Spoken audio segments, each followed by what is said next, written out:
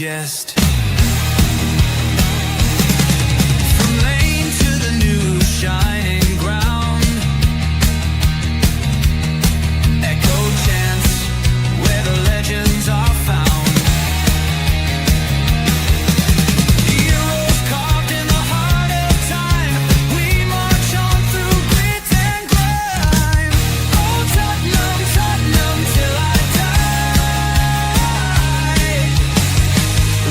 Raise the banner, let it fly. Through the rain, through the fire, this is my club, my only desire.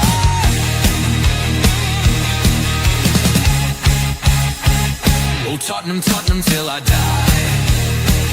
Raise the banner, let it fly. Through the rain, through the fire, this is my club, my only desire.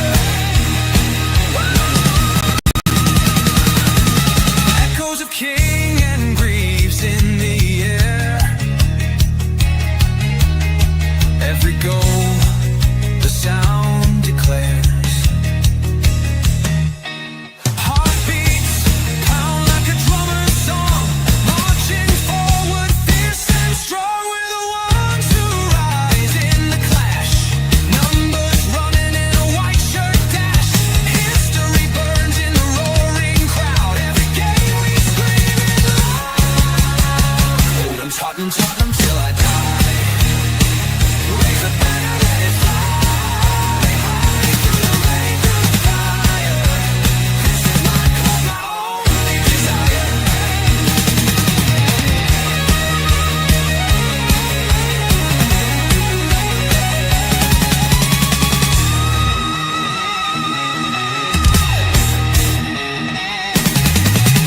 We're the ones who rise in the clash. Numbers running in a white shirt dash. History burns in the roaring crowd. Every game we scream it loud. I'm Tottenham, Tottenham till I die. Raise the banner, let it fly. Through the rain, through the fire, this is my club, my only desire. We will change that. Believe me, we will change that for this podcast. But it is quite fitting because it is being shown live on THFC Till I Die. It's been shown live, of course, on Stateside Footy, and also been shown live on Fifth Tier Podcast. And this is the episode number 1 of Football is Life, where me and Steve took all things Premier League, all things football. Yes, we're talking everything, including, well, not a lot on Tottenham, but a lot of everywhere else. And it's about spreading our wings. It's about getting you guys involved, about the game we love. And Steve, I'm looking forward to this. Also, please do hit the link below. This will be going onto all your podcasts. Do follow us on Spotify with the THFC Till I Die podcast. Do follow us on there. Steve, looking forward to this. A little bit something different, I would say. Yeah. You know, it's an interesting opportunity. It's going to be a good time. But that being said, of course, you know, this is an English Premier League podcast, right? This is an English football podcast. It's not just the Premier League; it's the Championship, League One, League Two, whatever the case may be. And our first impression, we let the world know that we're Tottenham Hotspur fans. Yes, and I love it. Yeah. So it's going to be like, oh, okay, you know, these guys are going to be talking about, Crystal Palace. We're going to be talking about Sunderland and some of these other type of teams, and it's going to be like from a Tottenham perspective. And I just think I have to come up with a slightly different intro. I take me a couple of weeks to get it done. Great. Believe me, it's great. No, don't get me wrong, it's great. I just thought it was I got a chuckle out of that. But that being said, man, it is a Sunday afternoon, and I hope you guys have enjoyed your weekends out there, because I know for a fact that I certainly have. All the way across English football, the start of the 2025-2026 season began in earnest this weekend, and there's a lot of intrigue, not just in the Premier League, but down to the Championship as well too. League One, League Two. There's going to be a lot of teams that are going to be jockeying for promotion, and of course, there's going to be a lot of downward trodden teams that unfortunately are going to be seeking relegation, unfortunately, and so we're here to cover it all, Dermot. Yeah, we are. I will welcome a few people in before we get started. Now, we're talking Yeah. tonight about the Crystal Palace thing.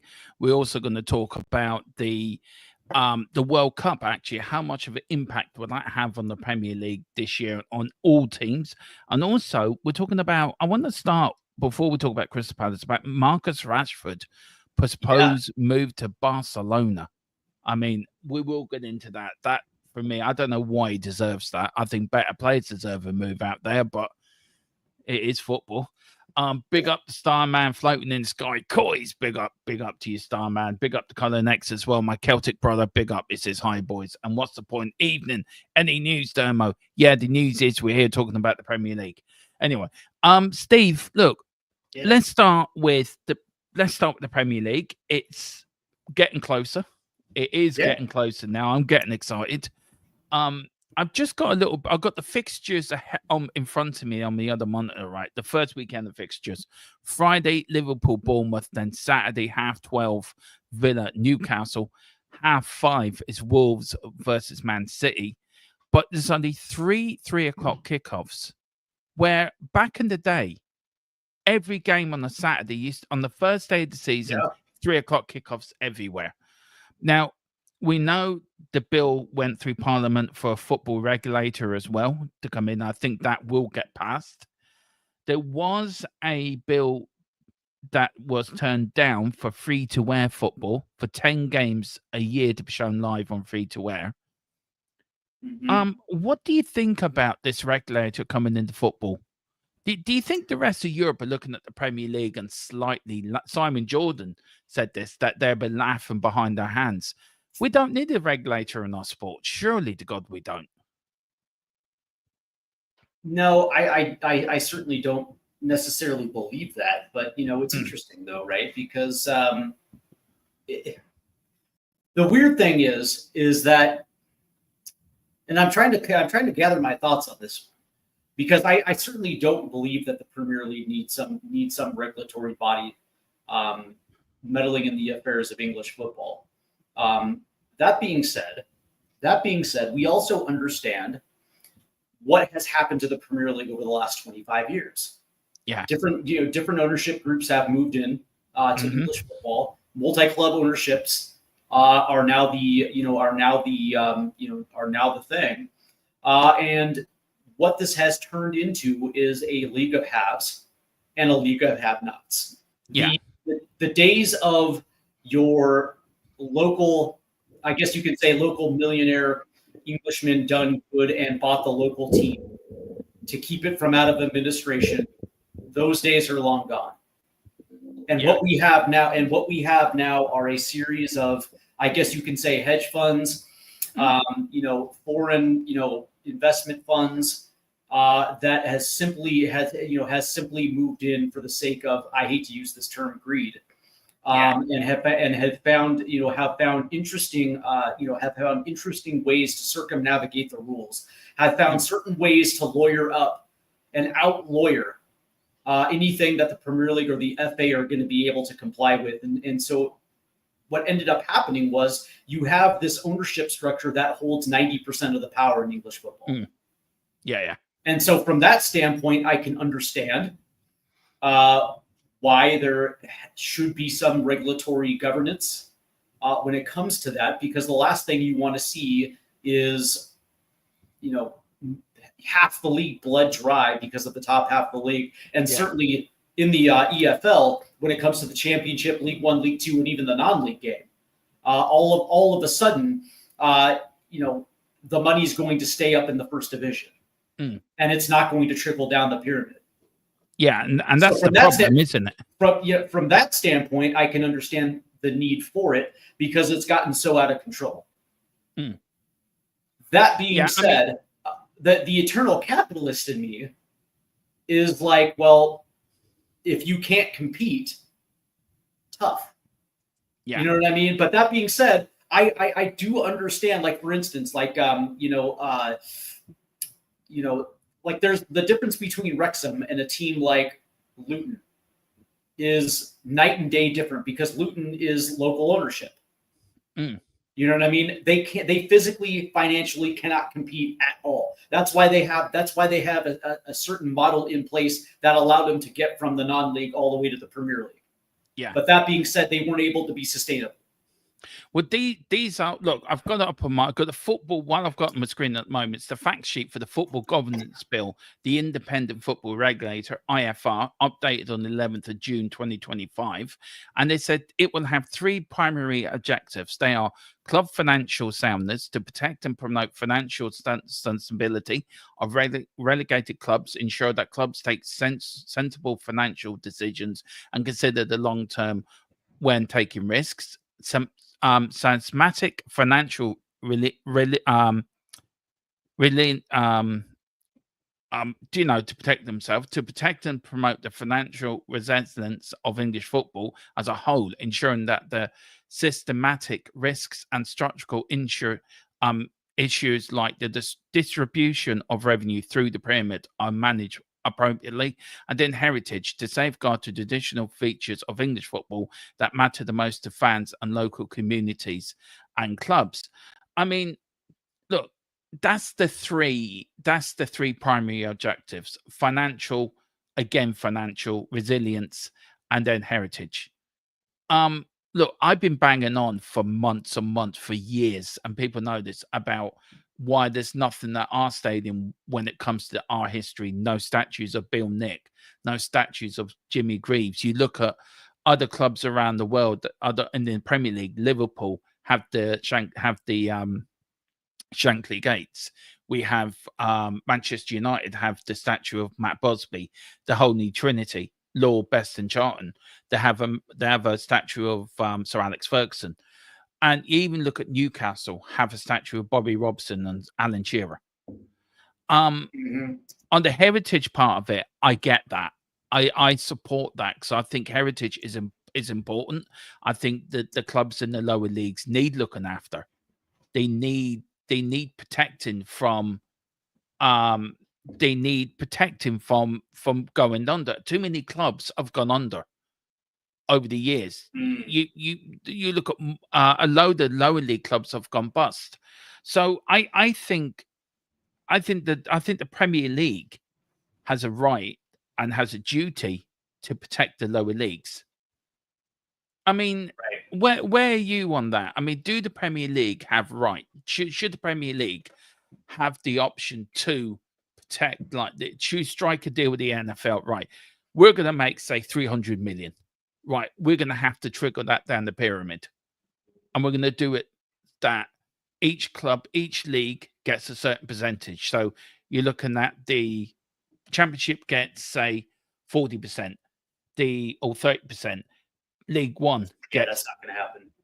But do you know what I mean? Well, I know what you mean, but 15, 20%, and then it trickles down and trickles down. There has to be a fair where the money goes down through the system, because you just can't have it for one. It's like the Premier say, we're having all this money, you go and cap in hand, and clubs are going to the wall because of this. Right. And I think the interesting thing, right, is so it looks like, as of right now, it's interesting, right? Because so as of right now, when I hear you talking about this, right, and here's the thing, right? If clubs are wanting money for historical preservation, obviously that is something that a lot of clubs feel like they need to owe to the fans. But for the most part, when I heard what you said, to me, this all comes down to potentially a bigger piece of solidarity payments that trickles on down the pyramid, right? So I think for championship teams that are not in lieu of parachute payments, I think it was like 11 mil last year. So each championship team gets 11 mil. League One and League Two get like 2 million out of solidarity payments. And I think this last negotiation was the first time that I think that non-league teams also get a little bit of it as well too, which I think is only fair. As it not just goes down four steps of the pyramid, it probably should go down. The problem that the Premier League have is that anything that gets close to the 50% mark is it almost seems like it's a non-starter, regardless of, regardless of what the money is being used for. So from that standpoint, me personally, I don't like the idea of parachute payments, that there's going to be a golden parachute for teams that actually get relegated, because it only happens in one division. From the Premier League to the Championship, it doesn't happen from the Championship to League One to League Two down to the non-league game. It doesn't happen. I would be a little bit more in favor if parachute payments were eliminated and a bigger slice of the pie was reverted back into solidarity payments. That's going to be reflective of the revenue of what each tier is able to generate. And that would be conducive to the Premier League's revenue. And I actually think that would, and me personally, I actually think that would give clubs enough money that would be able to do some of the projects that you were just talking about a little bit more. So I mean, look, we knew last year that a new TV rights deal was announced. Right, and I think the EFL negotiated with the Premier League, and I think they got it up to like maybe 11% of revenue for the championship. Yeah, I mean the deal that the Premier League has agreed a new record 6.7 billion domestic television deal with Sky and TNT, and of course Match of the Day continuing to show highlights on a Saturday evening, and of course their Match of the Day 2 and Football Focus. But you compare that 6.7 billion. How much? Football does depend on TV, doesn't it? It depends on the money that the TV brings in. If Sky was to pull out of, say, the Premier League, how many Premier League clubs would survive? How many Premier League clubs would say, "Shit, we're in shit street now"? There'd be I think. I would assume like maybe, I probably could. You would start with the bottom 5, 100%. Yeah. Those teams that are hovering right between 10 and 17, not including the 2s, be 10 and 17, not the 3 teams that are included in relegation scraps or that are constantly being relegated. So the yo-yo teams probably don't, probably would severely be impacted. But think of the teams that don't have those type of stadiums that are able to generate the revenue of, say, City, Liverpool, Arsenal, Tottenham, even Newcastle to an extent. Well, so we're talking like teams like Bournemouth that play at the Vitality that doesn't have that type of revenue stream. And I'm trying to think right off the top of my head. Wolves that play at Molineux. There's going to be a lot of teams right now are dependent on the $100 million solidarity payments every single year that allow them to at least be able to stay up. And so, on one hand, you ask like, if Sky were to pull out, would that be a death knell? In my brain, I'm like, well, there's always going to be another broadcast, another broadcasting corporation that would be willing to step in. Now, would they be willing to step in and foot that kind of bill? I don't know. But that being said, it would be interesting to find out, like where somebody like Amazon Prime might step in, Netflix might step in. Yeah, you know what I mean. With those type of deals, that would be able to keep the Premier League on its footing as the number 1 league as far as television revenue goes. That's where my mind goes. But that being said, that's a very good question. The impact of the main revenue driver. The broadcasting corporations that are funneling this money into the Premier League, what would happen if all of a sudden that dried up? 100%. I mean, look, I've got the value of the Premier League broadcast deal between 1992 to 2025, right? What the first deal between 1992-97, 304 million. Then the next 97 to 2001, 670 million. Then you got 2001, 2007, you got 1.1 billion. Then 2007 to 2013, 1.7 billion. And then there's a massive jump between 2013 to 2019 for Sky Sports and BT Sport, 5.1 billion. And then you got Sky Sports and TV and Sky Sports, BT Sport, Amazon Prime, 2019 to 2025, 5.1 billion. So you can see that the how much money's been pumped into the game, how much money's been pumped into the Premier League. The Premier League have already set up their own TV network, I think, to actually broadcast the Premier League themselves. I think that's where the want to go. Because the money, the money still could not just in subscription base, although that is like worldwide, the subscription base would probably be on the same par as a Netflix or an Amazon Prime. Yeah, but it's also the advertising that they're going to be able to generate off that on top of the subscriptions that'll probably that will probably equal to or even be greater than that'll even be even greater than what the current deal is, right? Because they're trying to push into that 10 billion, $15 billion range right now. So it's actually not a bad move for the Premier League to try to go that way. It wouldn't be. Right. I want to welcome a few people in. Big up to Tequila, big up Tequila as well. Big up to What's the Point TV as well, guys. Big up to Carl Simpson as well. Crystal Palace, you and me were talking about this the other day. We're quite horrified that what happened to them. They have appealed, so they are going to CAS. Now, whatever that comes out of, I don't know, but they are running out of time because the draw for the Europa League, Champions League, and Conference League is very, very soon. So, give you a bit of a backstory to what's going on here, guys. There was a man who was a minority stakeholder in Palace called John Textor.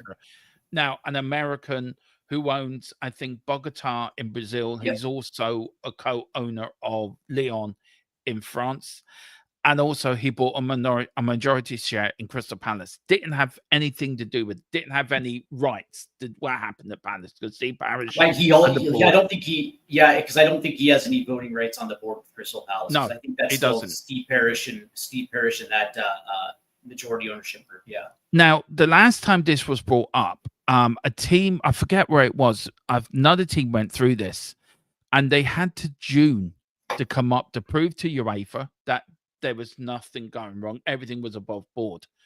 But they changed it this year to March. So they brought it forward from June to March.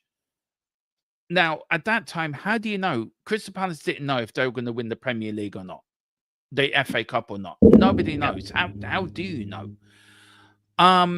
But because of this multi-club ownership thing, which I think should not be in football, I think if you own one club, that's it. That should be done. You should not have fingers in other pies. I think you should just concentrate on one club, and that's it. I think multi-ownership, it's not a good look for football. I don't think it is. I don't agree with it. Never have agreed with it. But fast forward to May, Crystal Palace win the FA Cup, and your man saying, "Oh shit, I've now got to do something."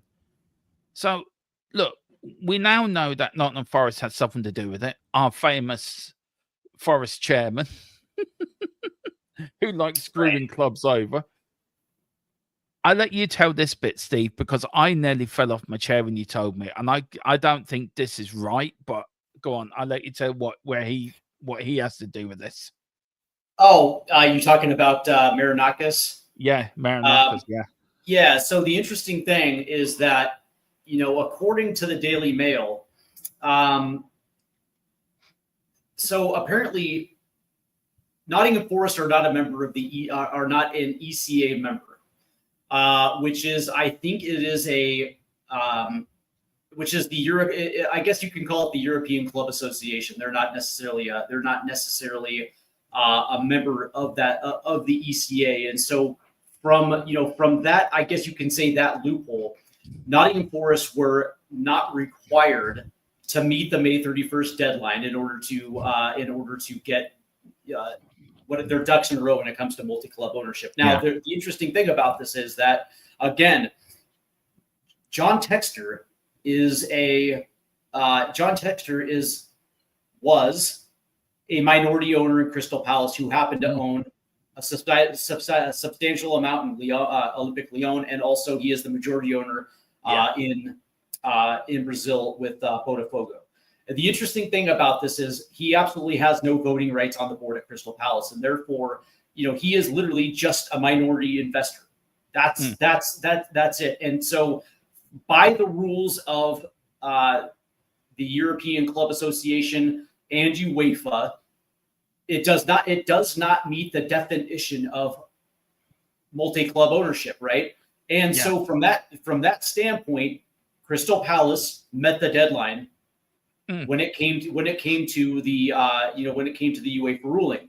Now, the interesting thing about this is that since allegedly, since the loophole is since Nottingham Forest are not a member of the ECA, they were not necessarily hold to the same standard, but there still was a blind deadline that allowed Nottingham Forest more extra time, and there were emails between UEFA and Nottingham Forest that allegedly that allegedly say that you're gonna have an extension to get your ducks in a row, and if you meet it, it is what it is, right? And so what Crystal Palace is doing is that they're essentially suing to the sport of arbitration for full transparency to those emails, because it will show that Nottingham Forest was giving preferential treatment. Now, here's the actual rub. This is the rub. Marinakis and Evangelos Marinakis, who is Greek. Okay. Here's the interesting thing about this. The UEFA General Secretary, Theodore Theodorsis, is also Greek, and the two have been longtime friends and associates with the Greek Super League. So these two go back. Okay, so there is a relationship between Nottingham Forest and the UEFA board, which is a direct conflict of interest. It's a direct conflict of interest, and it is presumed that through this relationship that Marinakis was given the grace to allow him to get his own ducks in the row, which ended up being that he put his ownership of Nottingham Forest in a blind trust, which allowed him to circumnavigate the rules, I guess because of that relationship, it put Nottingham Forest in a good standing that allowed that ruling to come down, where Crystal Palace won the FA Cup. They earned it. They earned their spot in the Europa. Yeah, they did. They did earn it. They earned their spot. They did earn it. So, and it's like I can understand. Forest. Forest certainly qualified for European play. But that being said, they have done absolutely nothing wrong to warrant I guess you can say, a relegation to the Conference League.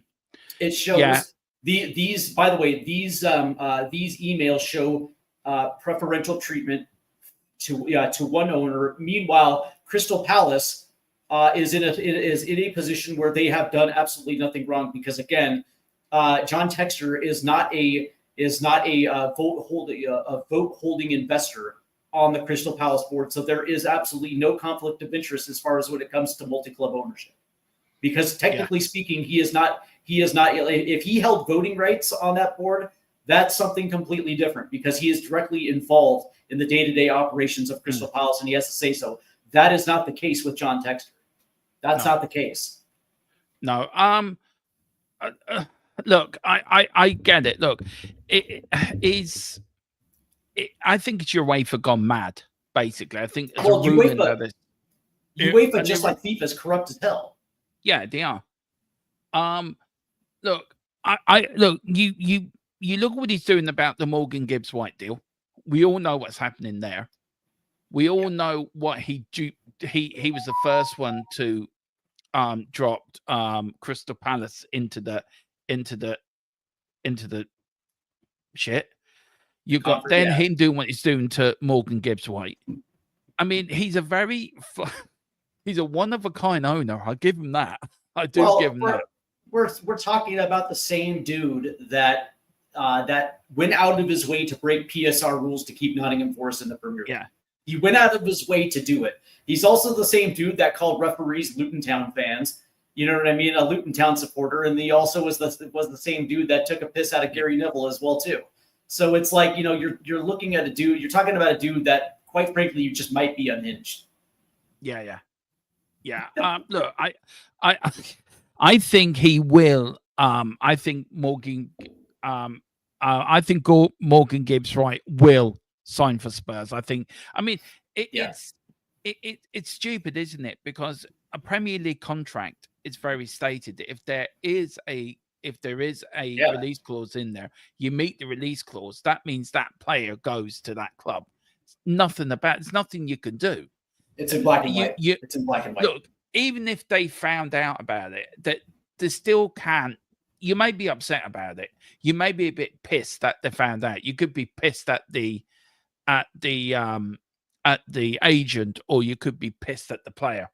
But you can't stop him moving or stop him moving on. It's like going for any job. If you're offered a better job, your employer cannot stop you moving to another club. So this Gibbs Wright. So this brings me down to this: should the Premier League now get involved and say, "Hang on a minute, Tottenham have"?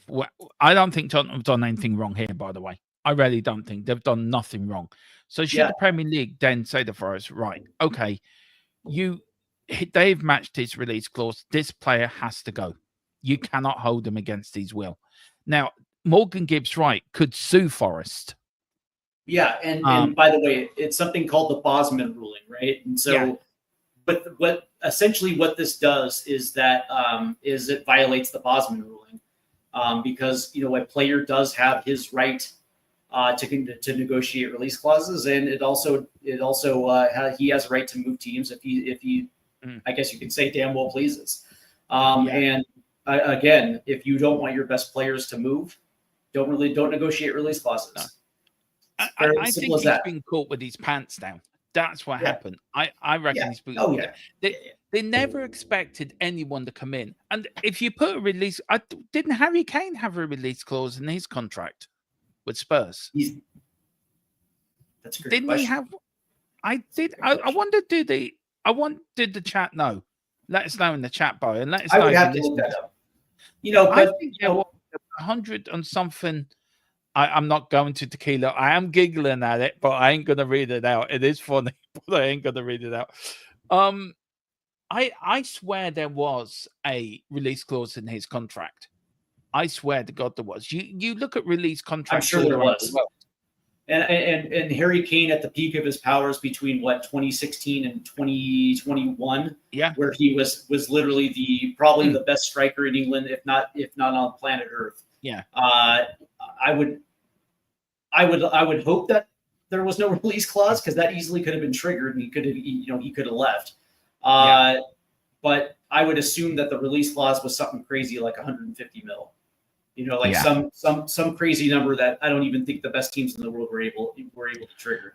But I do want to get back to Crystal Palace, because it is an outrage. Yeah. When you mentioned earlier when we were talking about regulators and some of these things, and some of the lineage and the history for some of these clubs, and when you think of Crystal Palace and the fact that they have never won a trophy, they have never won anything of significance in their history, and winning their first FA Cup and everything that goes along with winning the FA Cup, like this was a potential.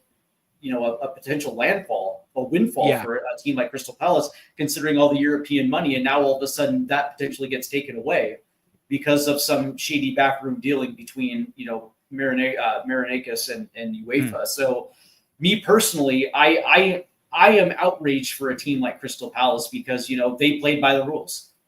They played by the rules and lost. Yeah. And it gets me, seriously, man, it just gets me so upset. Yeah. Look, I it does, and I think it's football shows how corrupt they are. We will talk about the corruption in football next week, guys. That's something me and Steve will go down. And will go down. I just think it's very much but it sets a horrible precedent, doesn't it? Right? It means if you do this and you're allowed to do this, it sets the stage for other teams to absolutely do do dirty other teams that actually have gone above and beyond to play within the guidelines of not just English football but European football. Get to a stage where they are directly going to benefit and then have everything taken away from them. It sets a horrible precedent. And does I want to know what the chat thinks. Let me know what you think about this in UEFA, what they're doing with Crystal Palace. I know we're on the Tottenham channel. I know we're on 2 Tottenham channels and 1 podcast channel. So I know the guys are expecting to I know they're up to no good in the chat. And I wish they would take this seriously because this is a podcast that's very dear to my heart. Look, I'm very much on the point that I think football in itself is losing what soul it had when it comes to things like this. And you got to look up to UEFA. You got to look up to look up to the FIFA, but you can't look up to them. You can't. They're so corrupt in what they're doing, and they're so corrupt. You got the Super League as well, and look at how much come out of the Super League when that came out, and how much. The 6 clubs that look, Real Madrid and Barcelona are still trying to get this Super League going. So do you think that the way the Champions League is now, the way the Europa League, the way the Conference League, and there's no come down between leagues, do you think that's UEFA's way of saying to the big clubs, well, here's sort of your Super League, and then little clubs like Palace and that come in and they just said, well, we don't want you in our big man, we don't want you in our big boys club. You get sent down to the nothing league. That's exactly what it says. That's exactly what it says. That the threshold is going to be even higher to compete in these competitions. But you mentioned something just a second ago where you said that football in itself has sold its soul. Or the spirit of what football was supposed to be way back in the 30s through the 90s. But that being said, football has sold its soul a long time ago too. As leagues around the world have been, I guess you can say, dependent on television money. Everybody's scrambling for their piece of the pie. Yeah, and this is not just a Premier League issue. This is not a Bundesliga issue or a Serie A or La Liga issue. This is a UEFA issue because, by the way, it was always just the UEFA Cup, what the Champions League used to be called, and then of course the second division. There was no need for a third European competition, except again it was an opportunity. To clock teams for extra funds, but it's also a way for teams to sell extra tickets. But also think about the international game as well too, because FIFA wanted to extend the World Cup to every 2 years instead of every 4 as a means to generate more revenue. And FIFA FIFA also introduced the Nations League. Yeah. In accordance with CONCACAF, with UEFA, with Asia, with AFCON, with Common Bowl, right? It was another way for them to generate more income on the backs of national teams in order to sell it. And as a result, what ended up happening to the international game? It got saturated. Yeah. Right. I can speak for myself here in North America because we only had one continental championship, which was the Gold Cup. And because of it, we would have it once every other year because usually in a mid-cycle there would be either the Confederations Cup or it'd be a Copa America that we got invited to, and so we would have one every other year. So we weren't playing other teams in our confederation. We had an open schedule where we can schedule other national teams, or we can go on the road and do some of these other things and still being able to have competitions. But now all of a sudden we have the Nations League on top of the Gold Cup. We're playing the same teams over and over and over and over and over again. And all this is an opportunity to raise ticket prices. And it's an opportunity for FIFA to make more money, right? So this is not, and all of this is dependent on the the broadcasting rights. So you want to talk about football selling its soul? Oh, dude, it sold years ago. It sold years and years and years ago. Yeah. And by the way, do you know who gets the worst end of it? We do as fans. Well, the fans. Well, the players. I was going to say it's the players that are left to carry the bag, because they went from playing 40, maybe 45 games a year, and now all of a sudden you're playing 60. And plus you had this year, you had the Club World Cup as well on top of that. So you got Chelsea and Manchester City playing in the Club World Cup, and Chelsea went all the way to the final. The amount of money they made paid for 2 of their transfers. They reached when they reached the second round, they earned enough money to pay for the lapped transfer. That covered that transfer there and then. Look, we've got the Super Cup coming up as well. And again, do you feel that? Do you feel with, like, you've got all the European competitions, you've got the Super Cup then between the Champions League and the Europa League winners, that the Conference League gets sort of forgotten about? That should there be a sort of a 3-team tournament between the Champions League as a pre-season sort of tournament? See, I think there should be. I think there should be something, because you can't see, years ago used to be the Cup Winners' Cup, used to be the Champions League and the Cup Winners' Cup, or it was the Champions League and the UEFA Cup. But I just think, like, the UEFA Cup should be a 3-team tournament.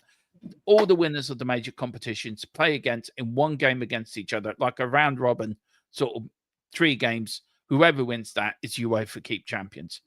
Make something out of it that is a little festival for football for fans, and then I just think there should be something like that.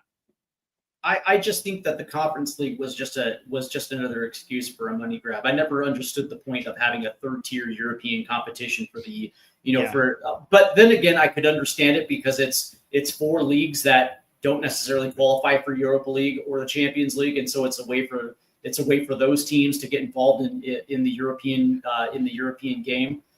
But that being said, how much impact does the Conference League really, like, in the grand scale of European football? Does anybody necessarily even really care about the conference? No, I don't think so.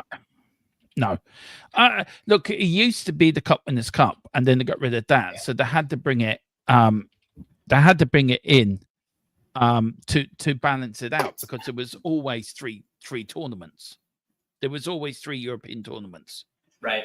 Now I'm trying to find out how much actually the teams get for playing in. Oh, here we go. The Europeans. Here we go. The European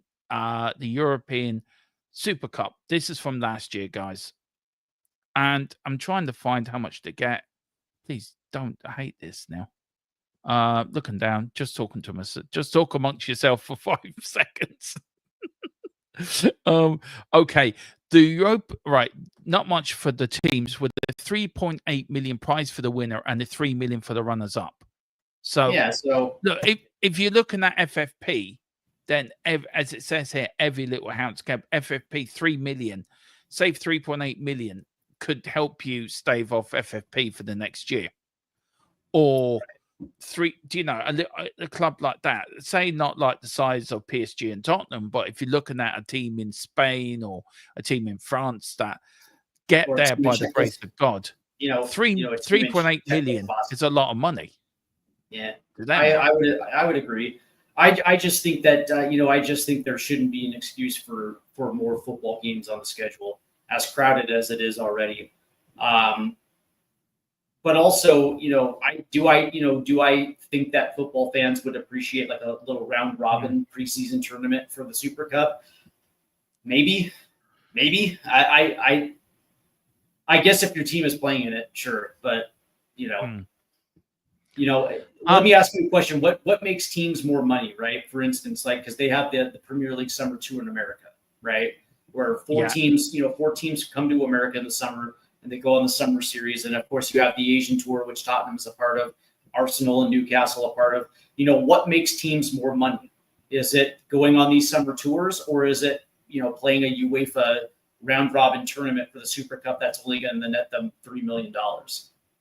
You know what I mean? It's like financially, it makes no sense for teams to go on tour. Yeah, no, it doesn't. I'm just want a bit of breaking news here, guys. Paul Gascoigne, a legend of the sport, has been rushed to hospital. Paul Gascoigne was found collapsed at home and rushed to intensive care. Now, as far as I know, far I'm reading, and I'm getting this off people in another group chat, he has since been moved out of intensive care. So fingers crossed for him. Football legend Paul Gascoigne has been rushed to hospital after he's found him semi-conscious in his home on Friday. I'm very sad to hear. I'm very sad to hear that. I mean, I love Gaza. I mean, who can forget Gaza for Italian 90 and and all that. Just such a, you look at him, right, and you look at Georgie Best and you look at other players as well, geniuses of the game. Maradona as well, who I think is the greatest player the world has ever seen. I know a lot of people don't agree with me with that, but I do believe Maradona is the greatest player. Yeah, but I have a lot of respect for Maradona, but can I just send our thoughts to Paul Gascoigne? I mean, absolute Tottenham legend, football Newcastle legend as well. What was? Do you think footballers in general don't get enough aftercare in the game when they retire? Because if you think about it, I do. They're in a structured routine. Every day's training every day. Every day's the same thing. Train, play. Off season, to get 2 weeks off. Then they're back into training again. Yeah. Do you think back then there's more aftercare now than there was back then? But should football do more for players like Paul Gascoigne who've fallen on hard times? And this is where the PFA should come in and do more then. I know they do an awful lot of good, by the way. Can I just state by the way, it should be a joint effort between the the FA, the PFA, and then also the Premier League as well too, because understand that football was built off the backs of some of these greats, right? We wouldn't have the salaries today if it wasn't for those that blazed the trails prior to them, right? Here in America, the MLBPA has set up a fund where Major League Baseball also kicks in funds for players in the form of a what's it called, not a 401k but as being a part of the union. As a part of your pension, right? So there's pensions, and of course former players also get health insurance as well too, because it matters. Even for those, and there's and for the longest time, the National Football League did absolutely nothing for its former players, and as a result, a lot of these guys ended up having severe brain trauma and some of these type of things where they weren't allowed to be cared for.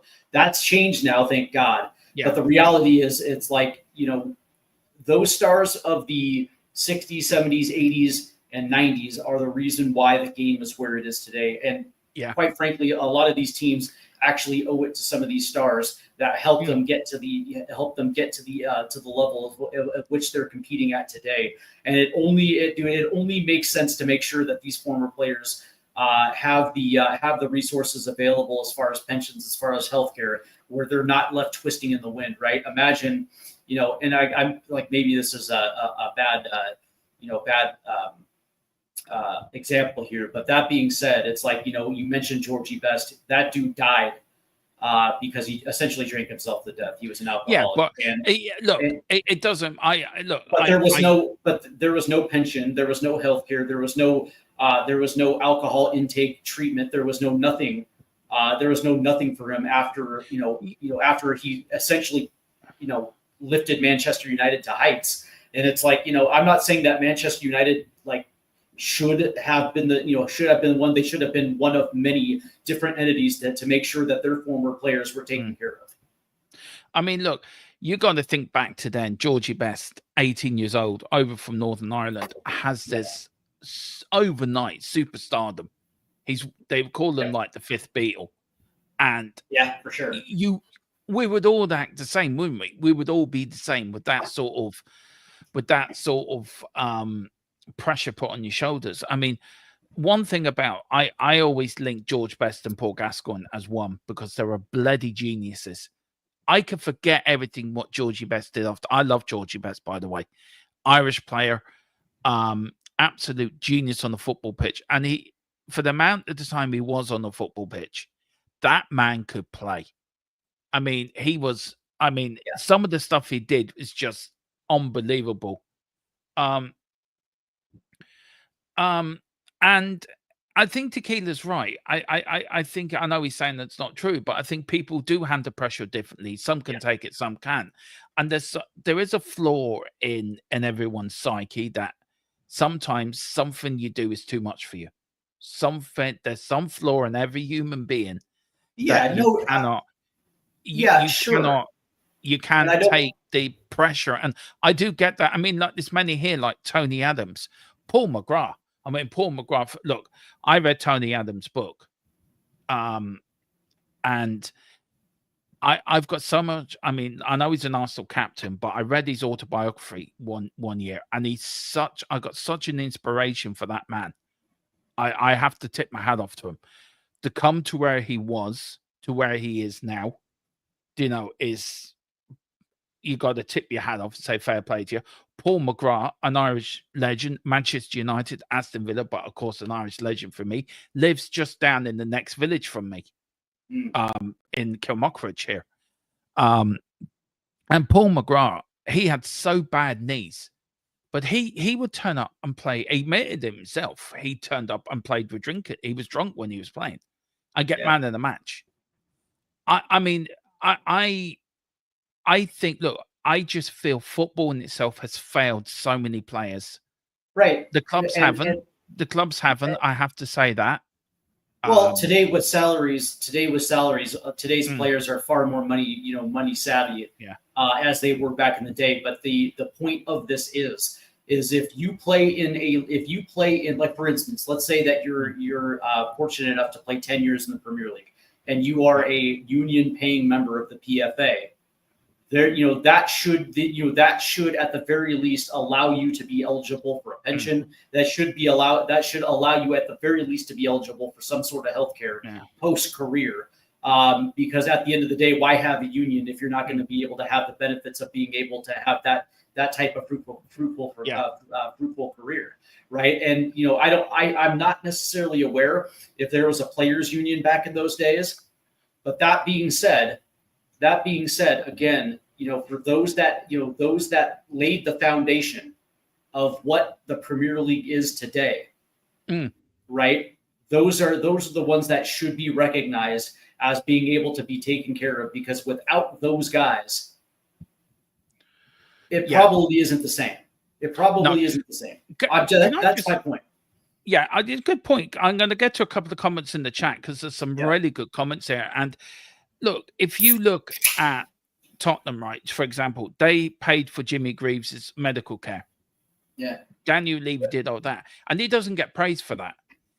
Tottenham also, Bobby Smith, a member of the 61 double winning side, fell at hard times. It was Tottenham that helped him out. So, and Manchester United have helped former players. They had, I know there was a big row over Ineos stopping that former player fund, but Manchester United looked after their former players. Other clubs do look after the players. And I mean, look, I want to read some of these comments here because some of them are really. Look, Tequila. I'm an addict myself. I am an addict myself. I used to be one as well too. I'm not going to get into it, but what I will say is two messages down, he highlights something I'd like to talk about as well too. Yeah, okay. I will do. It says, I'm never going to come after an addict as one myself. Well, me and Steve Snake were here, and mine's well documented anyway, as one myself, but not everyone is one. A lot are, but you can't blanket it saying it's over. The suicide rate for men over 40 would shock you guys over here. I mean, I know this was a football thing, but it's really important.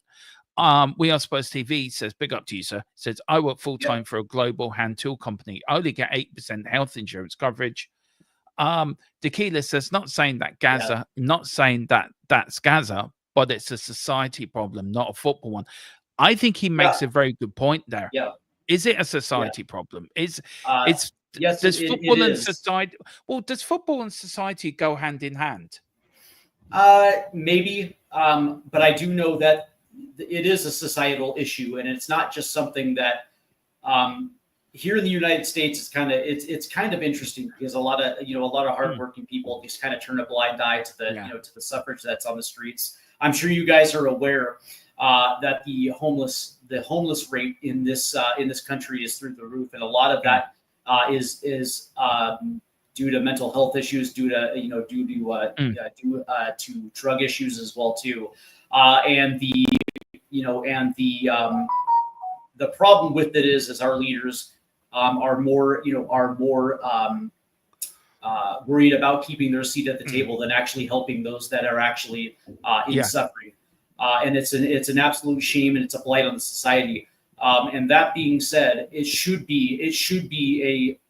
actually should be a societal problem that we would want to pull some of our weakest members of societies up off the street and give them the absolute care that they absolutely need. And it's just certainly not happening. I have no idea what's going on in the UK as far as the homeless situation. But what I will say is that tell you here in Ireland, it is pretty awful here in Ireland. There's children on the streets over here. There is absolutely zero safety net for some of society's most society's most insecure, and I actually do think that I do think that at some point that has to be addressed.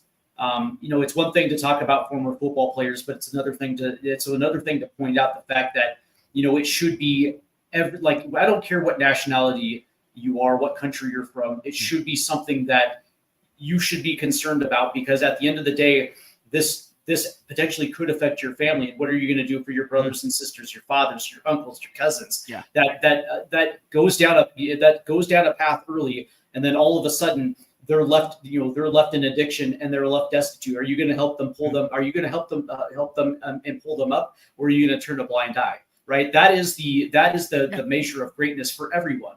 What do you do with the most vulnerable people in your communities? That is the actual test. Yeah.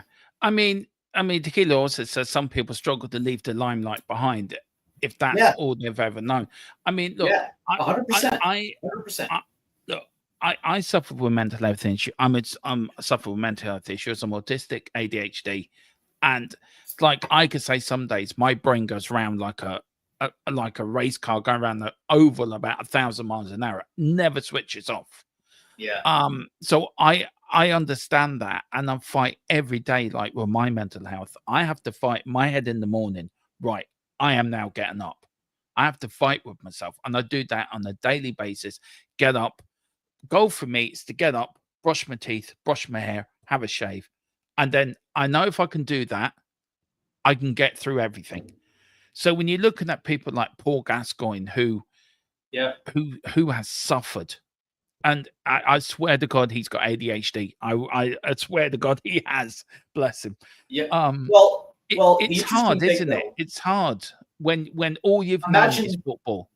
Yeah, that's exactly right. So imagine you started playing football at 5 years old, and through this game, you were able to reach the highest of heights, and you've done this for 25, 30 years to a point, and then all of a sudden, the game has passed you by and you can no longer do it, but your identity is attached to being a football player, and now all of a sudden that gets taken away from you. How do you push forward when all you've ever been associated with is football, right?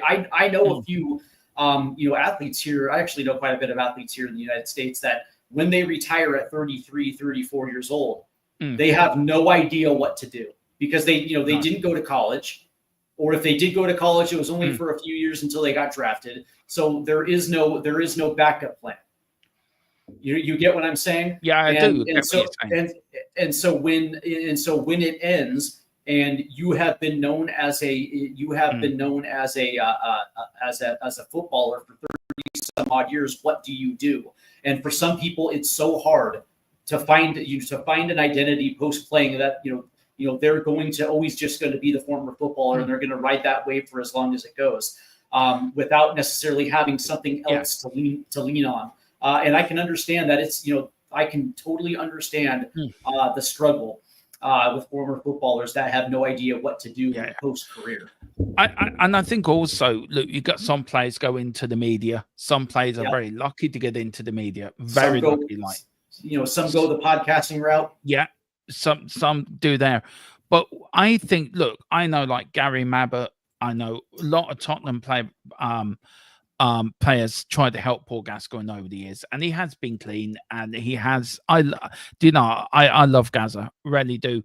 When I was a kid watching Gazza on the pitch, it was like watching a musician, like a magical person, right? Just wave something over you, and you're mesmerized for the whole 90 minutes just watching this little mad as a brush, as Bobby Robson called him, mad as a brush, Geordie, just have everyone in the palm of his hand. Even now, do you know what? Same with Georgie Best. Anyone would do anything for them because of who they are. They're lovely people. It's just, I mean, I read his book as well. I've read Paul Gascoigne's book, and it is his early life. I mean, this was one of it. Gazza's mum made him watch his little brother and his friend.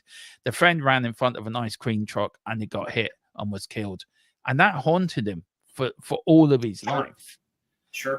Tequila says Gazza's only purpose was football, which that gone, he has no purpose. It's a horrible feeling to have no purpose. It is, Tequila. It is, and I think, look, me and Tequila have been talking about doing a stream, a mental health stream. I think we are going to do one in the next month or so, because I think it's important that we, especially with this news tonight, and I think for the jobs that we do, for the platform that we have, I think we have a responsibility, I think, to the people that can't speak for themselves, that we should speak for them. And we should remind people to check on your neighbor, to check on a member, a family member, or check on somebody that needs help, that might be suffering in some way or shape or form. Not everyone gets it right. I don't get it right. Nobody gets it right all the time. Nobody can pick up and do it's too late sometimes. But I think in the next month or so, me and Tequila, we've been talking about it a little while. Dan says, Gazza and Waddle, awesome players. I was young, chat. Yeah. What Chris Waddle, I mean, I love Chris Waddle anyway. He was great. I mean, I'm so sad to hear about that. I know it's put a bit of a damper on our first podcast. No, I mean, it's I'm just really sad about it. I'm really sad about that, because I love Gazza. His free kick, right, his free kick must be the most watched goal in football history. That one against Arsenal at Wembley.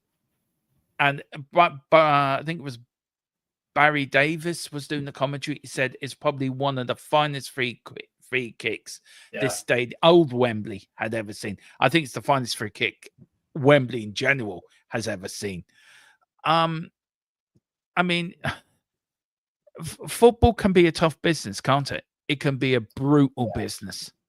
Do you look? We're going to finish up in this. We'll just finish up on this last bit, right? I want to end on a happy note. We will get back to Gazza. And of course, any news comes out on Gazza, guys, because he's a former Spurs player, I will bring to you first and fastest. So we will keep you updated on Paul Gascoigne. Look, I want to finish in this bit, Steve, right? I was watching the other night the 1986 World Cup. I love watching old World Cups, right? I'm mesmerized by watching. Live from Mexico City. Yeah. I love watching the 82 World Cup with that Brazilian side that should have won a World Cup that didn't, but Rossi got a hat trick, knocked them out. Now, I have a standing joke on here with the guys that are English in here, that Maradona's first goal came off his head. Right? It never touched his hand. It came off the top of his curly hair, and it did. Now, I'm only joking, guys. I do know it was handball, right? I do know he did score with I was going to say, like, I've seen it from 7 different angles, and 100% that came off his hand. Yeah. But I like winding up the English followers on this channel. Just a little bit about that. And we have good banter about it. Because Henri did it to us in the World Cup when he handed it, not once, but fucking twice. Cheating French git. Sorry, anyone that's watching in France on this podcast. By the way, man, tell me how you really feel about the French. I don't mind the French. I just don't like Thierry Henry. Yeah, I don't like him either, but that's If you that's could because he pick a yeah, yeah. if you could pick, was and a- this is for the chat as well, if you could pick a World Cup that meant something to you, oh, that it's made you fall in love with world football, which World Cup was that? Mine was the '86 World Cup.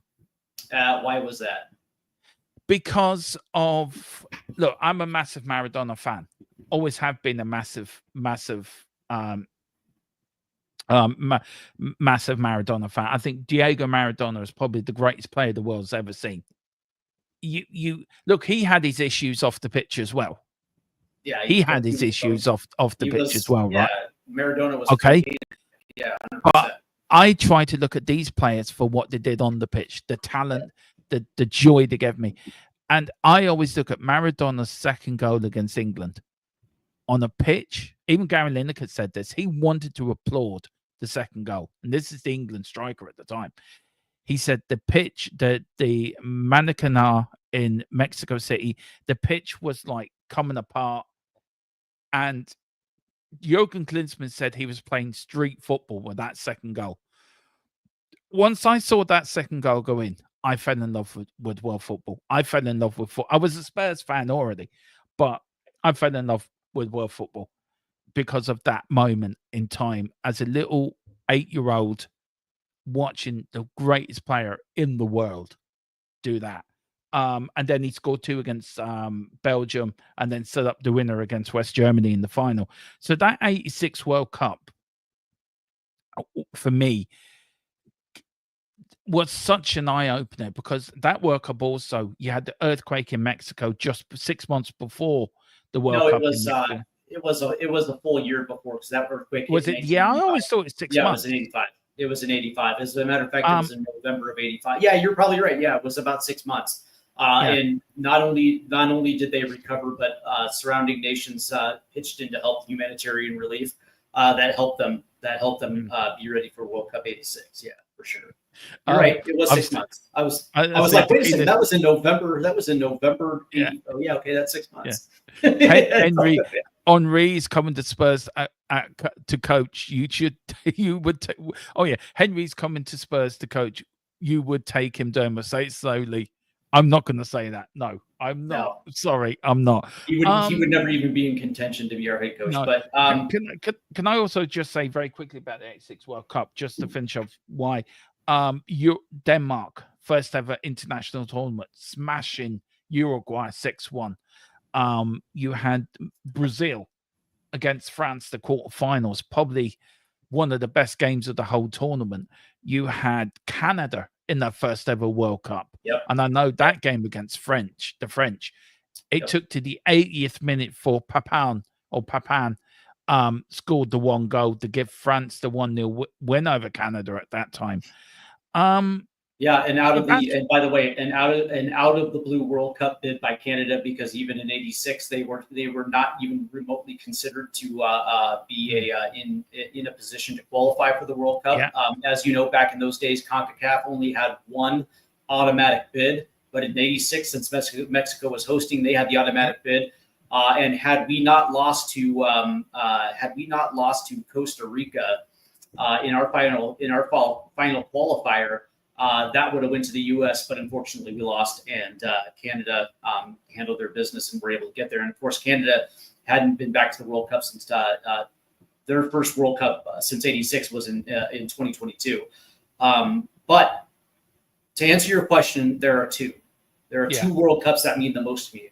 The first and foremost was World Cup '94. For obvious reasons, it was on U.S. soil. Yeah. And a little history behind it, because it was announced on July 4th, our Independence Day, 1988, when FIFA, where the U.S. won the bidding process, and it was announced on Independence Day, 1988, that we'd be hosting the '94 World Cup. And I get a little emotional, you know what I mean? Like it's that special to me. Yeah.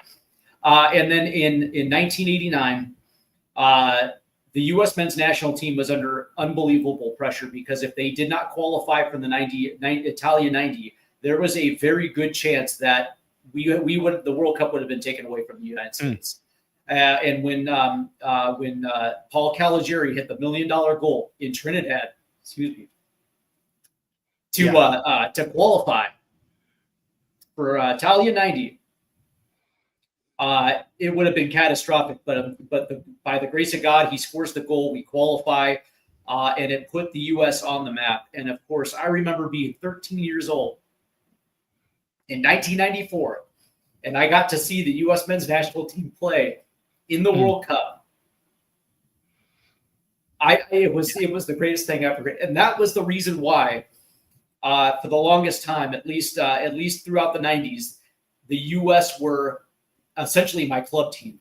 And then of course, World Cup 2002, we get through the group stages. We beat Portugal right out of the gate in World Cup 2002. We get to the round of 16, and we get Mexico in the round of 16.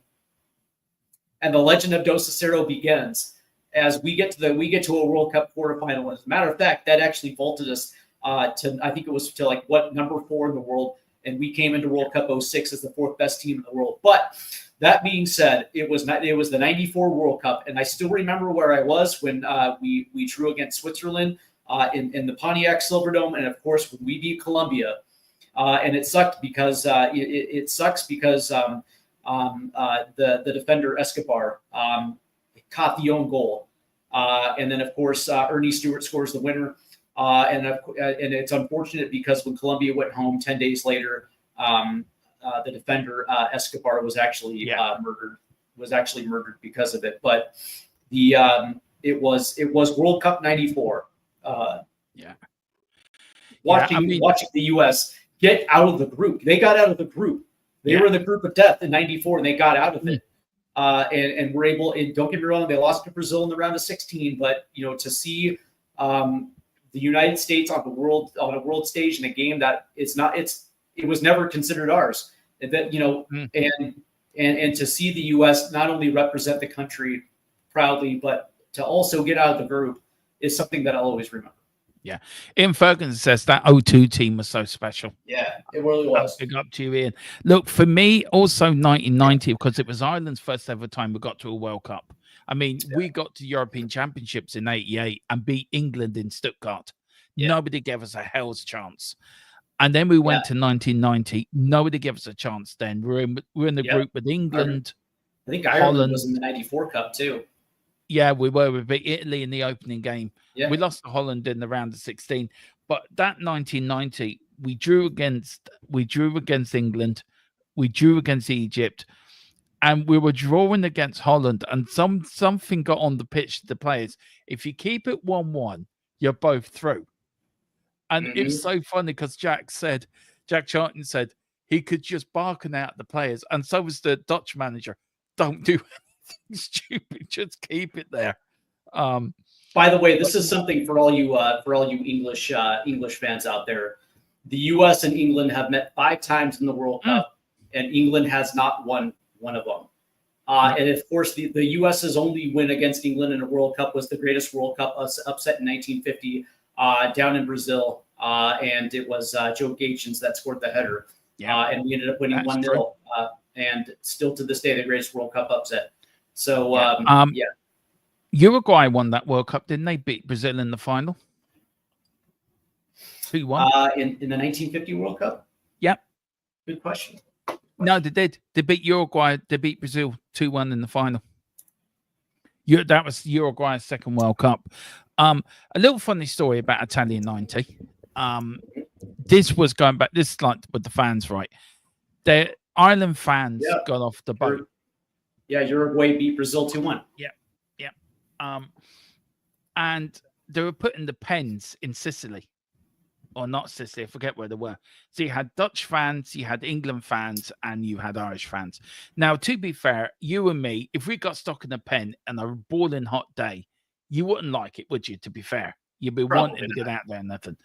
So what did the Irish fans do? I mean, this is why that's why I keep saying we have the best fans in the world. They bounded together and made sheep noises. The other fans were so pissed off. This is true. the Dutch fans actually asked somebody, "Could you get us out of here quicker?" Because they're driving us fucking past me. That's funny. That's funny. I mean, look, the World Cup is in your neck of the woods next year. Of course, we are going to build up for that. Yeah. We've got the draw, I think, coming up in December, isn't it? December. I believe so. Yeah, it's coming up. Yeah. And How are we? by the way, for those that are wanting to get World Cup tickets, FIFA registration for tickets are on September 10th.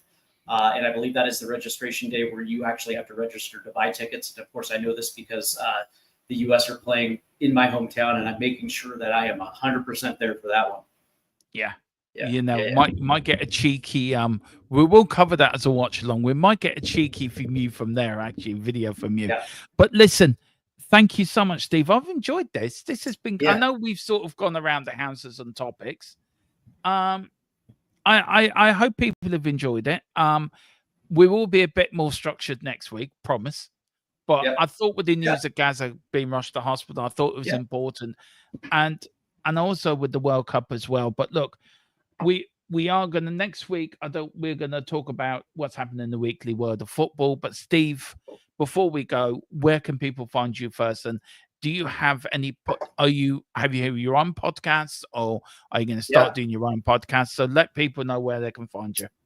Well, I do have my own podcast. It's on Stateside Footy as we cover the U.S. men's national team, Major League Soccer, the USL, all things U.S. football. But I also do every Saturday morning. I do the American Hotspur on Stateside Footy because, of course, I am a Tottenham Hotspur supporter, and of course, this podcast moving forward. So there's multiple ways that you can get a hold of me. Of course, right down on the screen. I'm also on Twitter at Stateside Footy, and now I'm on TikTok as well at Stateside Footy. So there is definitely multiple platforms where I am definitely on. But the biggest one, obviously, is to head over to Stateside Footy.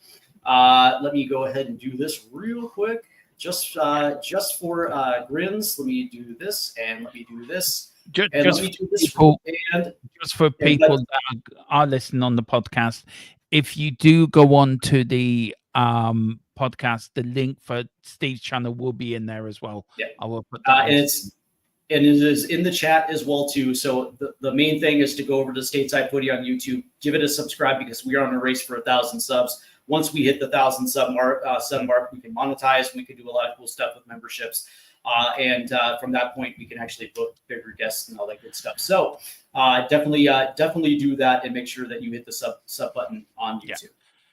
One thing I forgot to do before I talk about where you can find me, guys, is our channel sponsor, Private Internet Access. Yeah. They're our channel sponsor and the sponsor of this podcast as well.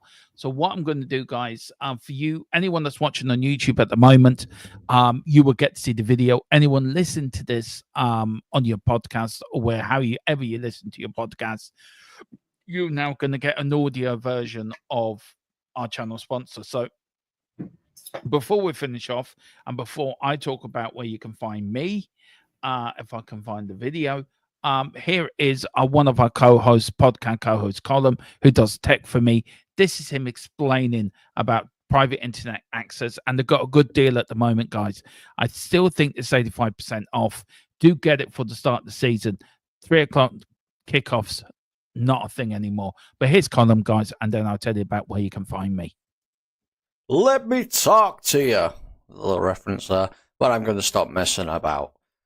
I'm going to talk to you about private internet access, the best VPN in the land. Now, when you're online, you may not realize, but all of your data is there for the taking by anybody. With a VPN such as private internet access, your data is safe and secure, streamlined, and nobody else can get hold of it. That's why I use one anyway. VPN's very easy to use. Private internet access, all you got to do is log on your phone, select where you want to be. So I want to be in America, and I click go, and there we are. You can also link up your devices to it from your phone if that is easier for you. It's available on a lot of platforms as well. As you can see, you can use it for a very, very big range of things. So that's even better as well. You can use it, like I said, on all your devices, smartphone, tablets, gaming consoles, and stick it on your modem. And it's unlimited devices. One equals all. It's available all across the world, and it works perfectly. What they do is they mask your IP address, so pesky 3 o'clock kickoffs aren't an issue anymore, and they're independently audited, so there's no logs, 30 million customers, and 4.5-star Trustpilot rated excellent review. Private internet access. Get yours now. And yes, guys, that will be put at the bottom of the description of this channel, course over on THFC T2E Die. That's where you can find me. Also, you will be able to find me on Fifth Tier Podcasts as well, where we're gonna cover everything international Ireland as we cover Ireland's quest to get to the 2026 World Cup as well. All your non-Tottenham content will be there, guys. So that's where we'll be doing for the season. But yes, do please also join me for my second podcast I do with Dave Harris from the Irish Hotspur. Irish Lads Talk Spurs. Episode 3 should be coming out next week at some point. Episode 2 of Football is Life is coming next Sunday, guys. So do join us for then. But Steve, thank you so much. Yeah, I do have one last thing to say before I close out. And of course, because this is a Premier League English football, there's no going to be mentioning of Kulusevski forever at the end of these shows. But I will say a big up to Tottenham and of course Crystal Palace, my 2 Premier League teams. I hope we have good seasons this year. Big up to Sunderland getting back into the Premier League, and I hope they stay up this year. And of course, a big up to Wrexham. Hopefully, they get that last promotion and they reach the top of the mountain in the Premier League this upcoming season. So there's going to be a lot of there's so many different things about the 2025-2026 season heading into the World Cup that I'm absolutely excited about. So big up to those sides, and big up to everyone in the chat. Thank you for tuning in today. And and of course, Dermot, a big up to you, my guy. Yeah, big up to you, Steve. Thank you for coming on. And also big up to everyone in the chat. It's been great. Let us know what you want to talk, let me get my teeth in. Sorry, guys. Let me know what you want us to talk about next week. I'm sure when the Premier League gets going, Steve, we're going to have plenty to talk about VAR decisions. Next week, before we go, I want to talk about VAR. Because I don't think it should be in football, but we'll discuss that next week. Guys, thanks for watching. I hope you do enjoy this new podcast. Do please download it on Spotify. You can hear us on all podcasts where you listen to your podcast. It will be going up tonight in the next 20 minutes. So, guys, whatever you do, enjoy yourself. Football is life. Football forever. We're the #1 football podcast. Come on, guys. Let's get in there. See you later. Bye-bye.